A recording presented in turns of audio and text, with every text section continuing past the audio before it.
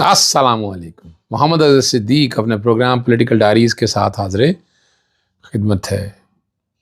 باتیں بہت سی کرنے کی ہوتی ہیں، سخت باتیں بھی ہیں، نرم باتیں بھی ہیں.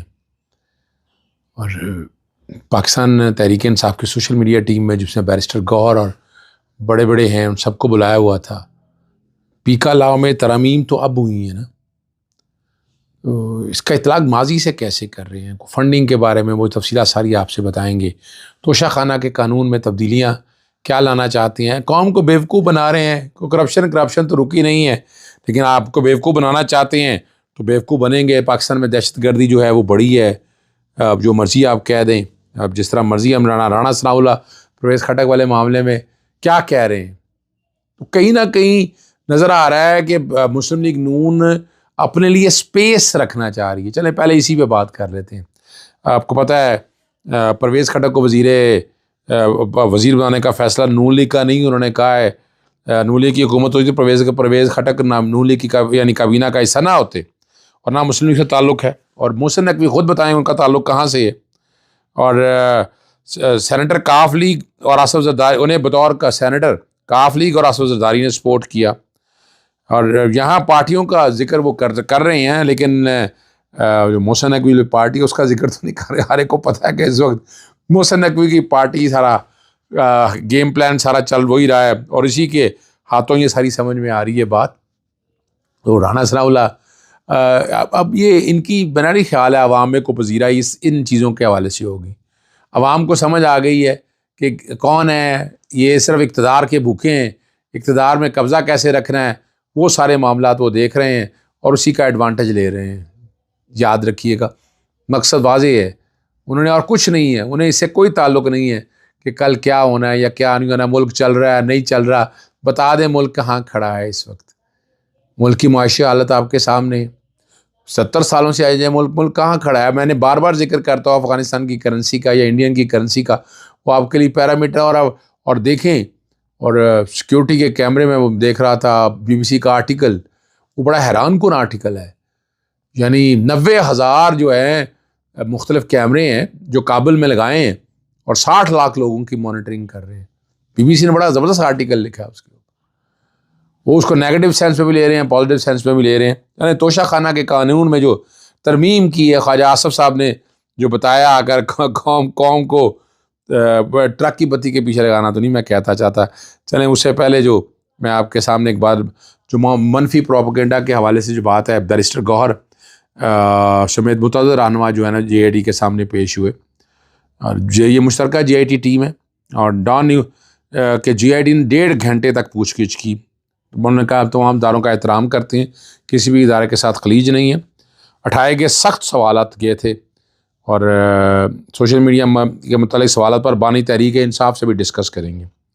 اندرونی کہانی جو سامنے آئی ہے اس میں یہ کہا گیا سوشل میڈیا ہینڈلر سے متعلق سوالات کیے گئے. پاک فوج اور ریاستی اداروں سے متعلق سوشل میڈیا پوسٹ پر سخت سوالات کیے. اور فنڈ سے متعلق جو ہے وہ تمام، حالانکہ فنڈز طلب کر سکتے تھے، میں نہیں سمجھتا تھا فنڈز طلب کر سکتے ہیں، ان کا کوئی تعلق نہیں ہے اس حوالے سے. لیکن یہ ساری بات ہے پارٹی فائنانسنگ سے متعلق پیش ہوئے، اور جو افراد نہیں پیش ہوئے ان کے خلاف سخت ایکشن. پتہ نہیں اب سخت ایکشن کیا لے سکتے ہیں، کوئی پرچہ قائم ہے اس کے اوپر جو سخت ایکشن لینے کی باتیں ہو رہی ہیں. اور بنائے نئی اتھارٹی بنانی تھی، نئی اتھارٹی بنا لیں اور اس سارے معاملے کو ڈالیں. اور بیرسٹر گوہر، رؤوف حسن، شاہ فرمان پیش ہوئے. انصاف فنانس ڈپارٹمنٹ کے 2 لوگ بھی JIT میں پیش ہوئے. حالیہ حمزہ اور کمل شوزم کی جانب سے ان کے وکیل ڈاکٹر علیم عمران اور مشروط حاضری جو ہے نا منظور کر لی. ریکارڈ جو ہے وہ سارا لے لیا ہے، پیش کر دی ہے اور ان کے سامنے آ چکا ہے. اب آپ آگے لے کے چلتے ہیں. جو میں نے بات کہنا چاہ رہا تھا توشہ خانہ کے حوالے سے یہ بات کر دی انہوں نے کہ حکومتی عہدیداروں غیر ملکی دوروں کے درمیان تحفے لینے پر پابندی عائد کر دی جائے گی. حکومتی عہدیداروں کی بات ہو رہی ہے، وزیر شزیر جتنے بھی ہے وہ سارے لا سکیں گے. جو میرے پاس خبر ہے، پتہ نہیں وہ جب وہ میں دیکھوں گا جو سفارشات آئیں گی تب سامنے آ جائیں گی. اور تنازعات سے بچنے کے لیے کہنے کہ یہ حکومت نے یہ فیصلہ کیا ہے. جنوری 2025 میں وہ کہتے ہیں کہ وفاقی کابینہ نے، وفاقی حکومت نے جو ہے نا توشہ خانہ کے نظام میں مزید شفافیت لانے کا. توشہ خانہ ایکٹ آپ کو پتہ ہے آ چکا ہوا ہے، اور اس پر نظر ثانی کا فیصلہ کیا ہے، اور وزیر دفاع کی سربراہی میں وزیر دفاع کا کیا تعلق توشہ خانہ کے حوالے سے، لیکن چلے خواجہ آصف ہے، ویسے تو وہ کہہ رہے ہیں کہ جناب ٹالرنس جو ہے نا وہ ختم ہوگی اور سخت پالیسی لائیں گے، پاکستان تحریک انصاف اگر سڑکوں پہ نکلے گی۔ پاکستان میں دہشت گردی کے جو اثرات ہیں وہ بڑھ چکے ہوئے ہیں، ہلاکتوں کے حوالے سے جو بات ہو رہی ہے، پچھلے سال کتنی ہوئی تھی، اب کتنی ہوگی، میں اعداد و شمار نہیں دینا چاہتا، نہ میں اس کنٹروورسی میں پڑھنا چاہ رہا ہوں، لیکن یہ بڑا سیریس معاملہ ہے، اس کو دیکھنا ہوگا، اور یہ رجحان بڑا تکلیف دہ بات ہے۔ کتنے لوگ شہید ہوئے ہیں، اور افغانستان میں طالبان کے اقتدار کے آنے کے بعد پاکستان میں دہشت گردی میں نمایاں اضافہ ہوا ہے، اور یہاں سرحدی بارڈر کے اوپر بھی آپ کے سامنے بہت مشکل حالات پیدا ہوئے ہیں۔ سب سے زیادہ بلوچستان اور خیبر پختونخوا کے صوبے متاثر ہوئے ہیں، 96، اور یہاں اگر ہم نے اس کو کنٹرول نہیں کیا نا، یہ بڑا ضروری معاملہ ہے۔ 2 سیریس معاملے ہیں، جو مطلوب شخص تھا اس کو پاکستان کے بارڈر یا افغانستان کے بارڈر کے قریب پکڑا گیا، لیکن اس کے نیگیٹو ریپلیکیشنز آپ دیکھ چکے ہیں کہ سفری پابندیاں جو پاکستان اور افغانستان پہ لگ سکتی ہیں، یہ سن رہے ہیں۔ حالانکہ پاکستان نے ابھی کیا کیا ہے کیا نہیں کیا، لیکن پاکستان تو دہشت گردی سے متاثرہ ملکوں میں سے ہے۔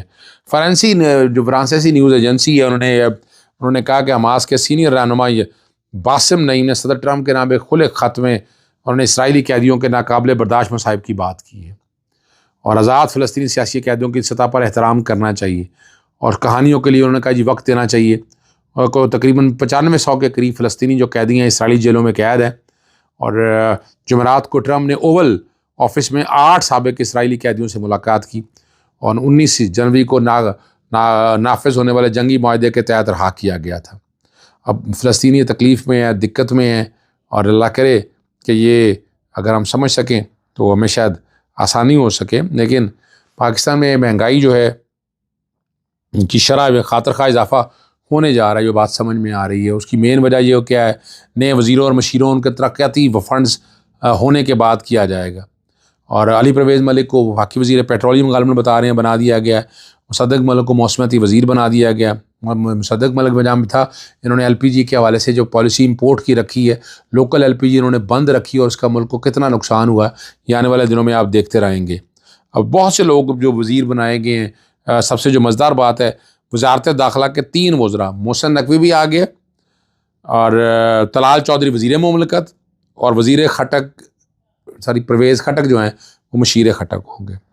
اعزاز سعید نے بڑی زبردست بات کہی ہے، اعزاز بھائی بھائیوں کی طرح سے ہے، صحافی ہیں، اور سیزن صحافی ہیں، ان کا نظر آگے ہے۔ انہوں نے کہا تھا شہباز شریف جو ہے نا وہ تو کونسلر کا الیکشن نہیں جیت سکتے، آج بھی صاف شفاف الیکشن کرائے جائیں تو آپ سمجھ سکتے ہیں کہ یہ بات جو کہی جا رہی ہے وہ غلط نہیں ہے، درست ہے۔ احسن اقبال نے غصہ نکالنے کی بھرپور کوشش کی، اوپننگ سپیکر نے کہا ہے کہ عمران خان کی رہائی لبرل جمہوریت کی جیت ہے، وہ لبرل جمہوریت کی بات کر رہے ہیں یا طالبان جمہوریت کی؟ اب وہ بات جو جس طرف لے کر گئے نا، عمران خان کو طالبان خان کے نام سے یاد کیا جاتا ہے، اور وہ طالبان جمہوریت کے فین ہیں، اور پاکستان میں عمران خان کو یہودی ایجنٹ کہنے والے اب جا کے نا وہاں پر نون لیگ، اب دیکھیں ذرا بات کو دوہرا معیار دیکھیں، اور وہاں جا کر وہ آکسفورڈ میں عمران خان کو طالبان خان ثابت کرنے کی کوشش کی تھی، لیکن بہتر یہی تھا کہ جو الیکشن چوری کے الزامات لگائے گئے، ہیومن رائٹ وائلیشن کی بات کی گئی، جو حقیقت ہے یہ جاننا نہیں چاہتے کہ، اور یہ بات تو درج ہو چکی ہے، جو ان سے سوال جو باتیں ہوئیں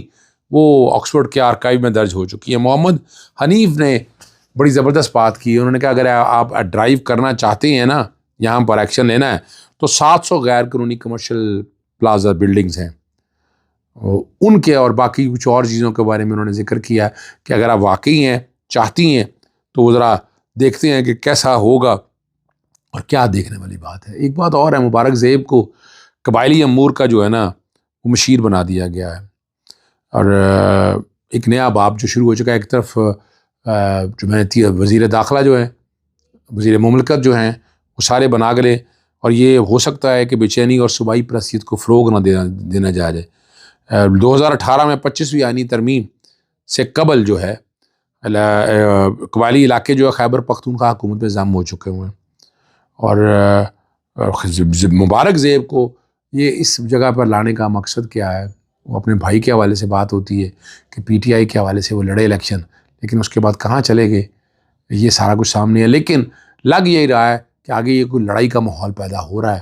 اس لڑائی کے نتائج کیا ہوں گے وہ خطرناک بھی ہو سکتے ہیں. اجازت چاہتا ہوں. السلام علیکم. اللہ حافظ. پاکستان زندہ باد.